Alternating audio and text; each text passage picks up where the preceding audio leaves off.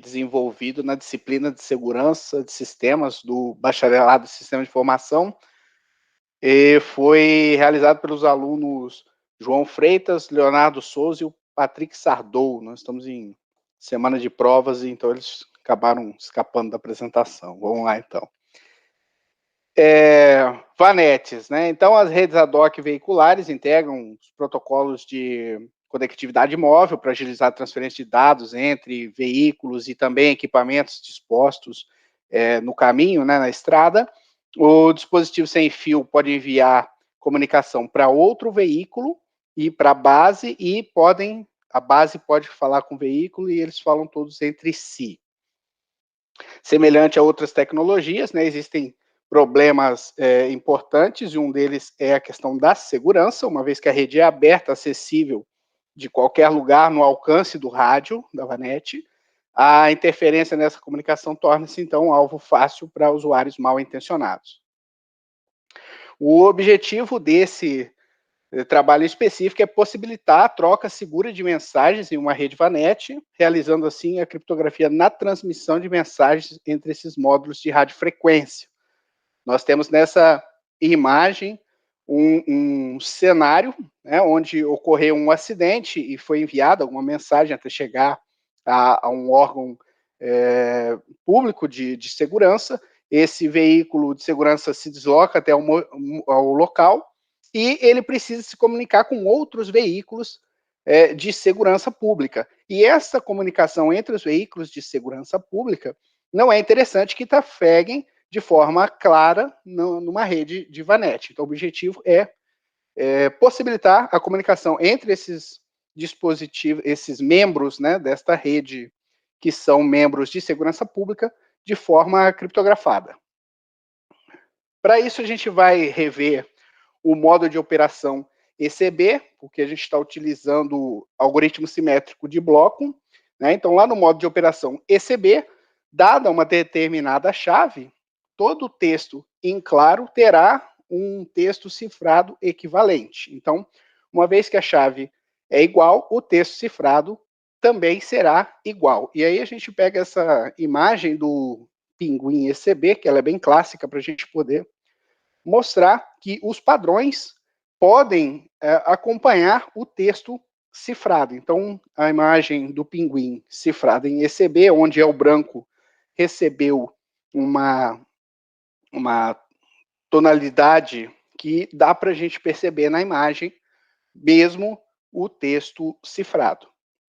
E existe o modo de operação CBC, que realiza a combinação dos blocos de texto simples com os blocos de texto cifrado anterior. Então, o modo CBC, você precisa, né, ele requer um vetor de inicialização, que vai fazer uma operação de XOR com o primeiro bloco do texto em claro, antes de ser submetido ao algoritmo simétrico de bloco com a chave. A saída, né, o texto cifrado deste primeiro bloco, opera com XOR também com o segundo bloco de texto em claro, quebrando, então, o padrão do texto original. Nesse caso, então, a gente tem aí o CBC, ele pode operar com um vetor de inicialização fixo ou um vetor de inicialização aleatório. Essa é a grande questão quando a gente vai aplicar o conhecimento em VANET, porque se a gente está cifrando uma imagem que é, né, maior que 128 bits de um arquivo, por exemplo, o CBC vai conseguir tirar o padrão da imagem do pinguim ECB, transformando nessa imagem toda aleatória, ofuscada do texto, do arquivo, no caso. Já em ambientes onde a mensagem é muito curta, que seria no caso da VANET, nesse cenário, onde o veículo vai receber alguns comandos remotos da base, ou vão trocar informação por comandos simples, e nesse ambiente, o bloco, normalmente, a mensagem é limitada a um bloco. E aí, neste caso, mesmo utilizando o modo CBC com vetor de inicialização fixo, o texto cifrado vai ser sempre o mesmo. Então, baseado nessa imagem. A parte superior, onde a gente tem uma base enviando um texto cifrado, né, continue running, para o veículo, e lá ele vai executar um comando. Esse texto cifrado será sempre o mesmo, no modo ECB ou no modo CBC com vetor de inicialização fixo. Na parte de baixo da imagem, nós temos, então, um modo de operação CBC com vetor de inicialização aleatório. E aí, o mesmo comando tem representações distintas no texto cifrado que vai trafegar pela rede, dificultando a ação de um espião ou de algum usuário mal intencionado ao capturar essas informações. Nós temos trabalhos relacionados sobre esse assunto. Esse trabalho do Rocha et al. Também foi da disciplina de segurança, feito em 2020, foi apresentado na Escola de Sistemas de Informação. Foi feita uma análise de todas as bibliotecas de criptografia simétrica disponíveis que encontraram lá no GitHub.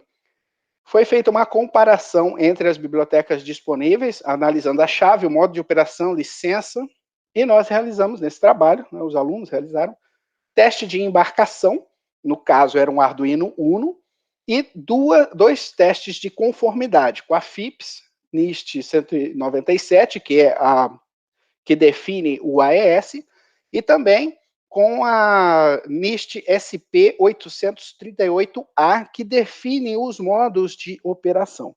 E aí a gente chegou à conclusão que algumas das bibliotecas que estavam disponíveis no GitHub não atendiam nem a especificação padrão do AES, ou seja, não podemos dizer que existia ou não um backdoor ali dentro, mas dentro da especificação, o texto submetido conforme a padronização, texto em claro e a chave pré-definida, a saída era diferente. Então, alguns foram desclassificados, e no segundo teste de conformidade, onde a gente foi verificar a questão do vetor de inicialização aleatório, nenhuma das bibliotecas que a gente encontrou passou no teste, então os alunos desenvolveram uma biblioteca chamada de Securino, e foi apresentado no evento. Entretanto, essa biblioteca do Securino não trabalhava com comunicação de RF, apenas cifrando dados que estariam armazenados na memória do Arduino.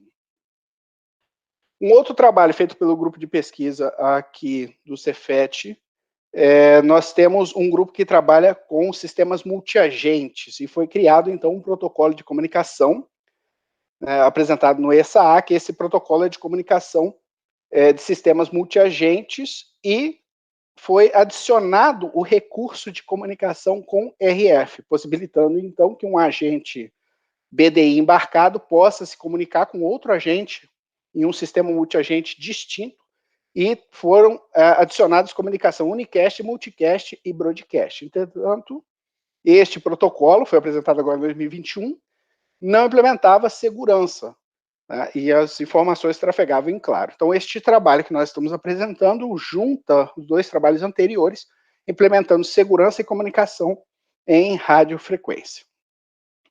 Para isso foi utilizado o Arduino Mega, então não foi possível colocar no Arduino Uno por conta da quantidade de bibliotecas e arquivos necessários, não dá para embarcar no Arduino Uno, foi feito no Mega, e usou-se módulo de RF de 433 MHz. Para isso, né, utilizou-se a biblioteca Securino, que ela é responsável por realizar a criptografia da mensagem que vai ser enviada. Essa biblioteca Securino trabalha com vetor de bytes em hexadecimal, então foi necessário criar uma biblioteca adicional, os alunos chamaram de converter, para converter o texto a ser enviado para um vetor em hexadecimal, e então esse texto poderia ser cifrado com a biblioteca. Após a cifragem desse texto, a biblioteca que faz a comunicação de RF, a Javino, ela usa base 64, então foi necessário também fazer uma conversão. Então nós temos duas etapas de conversão do texto em claro. Ao entrar, ele é convertido para hexadecimal cifrado, e o hexadecimal é convertido em base 64. É feito em base 64 porque um texto cifrado dado uma entrada de um texto string, ao ser cifrado, na saída não necessariamente vai ser um texto imprimível, com caracteres imprimíveis, então precisou-se de uma conversão para a base 64. Os experimentos realizados, foi implementado um Arduino como função da base, foi implementado um Arduino como espião, e um terceiro Arduino com o veículo. Então, a base transmitia, o veículo recebia e o espião também recebia. Foi definida a mesma senha, tanto na base quanto no veículo, e os comandos foram enviados, o espião estava no meio da comunicação recebendo a comunicação. E aqui nós temos a saída do serial print do Arduino. Do lado esquerdo nós temos os comandos sendo enviados, do Go Ahead Stop Now, e chegando ali no lado direito, da imagem à direita, chegando o comando no veículo. No meio do caminho, o espião capturou toda a comunicação que trafegou. A comunicação, por usar esse protocolo do Javino, ele tem um cabeçalho pré-definido e a mensagem logo depois. O cabeçalho contém endereço de origem e destino, tamanho da mensagem e depois nós temos o campo da mensagem. Percebo que todas as mensagens que foram capturadas, embora os comandos fossem apenas 2, cada uma das mensagens capturadas é diferente uma da outra. Então, com isso, a gente conseguiu implementar essa comunicação segura, fazendo uma evolução das bibliotecas do Javino, que envia mensagem em broadcast, usando também o Virtual Wire, que é a biblioteca desse Macaulay de 2013, e também foi possível garantir o sigilo integrando com a biblioteca de segurança. Dessa forma, a mensagem pode trafegar em broadcast ainda, mas ela já trafega de forma sigilosa entre os veículos de segurança. O modo de operação CBC com o vetor de inicialização aleatório para esse cenário específico da VANET, onde as mensagens de comando são curtas, se mostrou muito mais seguro e eficiente, né, porque a base enviou os mesmos comandos e isso equivale a diversos textos cifrados distintos, dificultando a ação do espião. Como trabalhos futuros, o objetivo agora é implementar a comunicação unicast, multicast também nessa biblioteca que os alunos desenvolveram. Isso ainda não foi feito por uma análise de projeto, porque nós queremos resolver a questão da chave, né? Talvez nós vamos trabalhar com o Diffie-Hellman para evitar o problema da troca segura de chaves. O protocolo já permite comunicação em grupo, multicast, no caso, e comunicação unicast para um determinado membro. Outra possibilidade também é melhorarmos essa biblioteca de segurança, porque ela atualmente trabalha com vetor, com texto em claro, né, mensagem de entrada, de até 128 bits. Então, a ideia é poder receber uma mensagem maior, ele dividir essa mensagem, transmitir por partes e remontar a mensagem quando chegar no destino, e também implementar uma chave criptográfica mais 128 bits, que o AES prevê a chave de 192 e 256 bits. Então, esses são os trabalhos futuros que a gente espera, e essas são as referências. Obrigado.